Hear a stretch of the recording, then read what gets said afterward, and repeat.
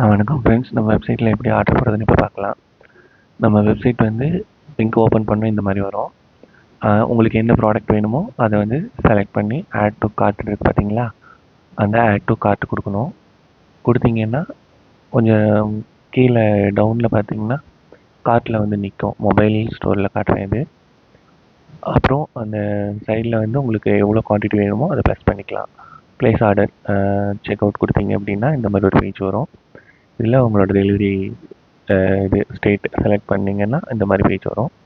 இதில் இந்த பாக்ஸை கிளிக் பண்ணிவிட்டு நீங்கள் இங்கே அட்ரஸ் டைப் பண்ணுற மாதிரி வரும். நான் ஆல்ரெடி ஃபில் பண்ணிக்கனால ஃபில் ஆகிட்டு shipping address and billing address ரெண்டுமே கேட்கும்.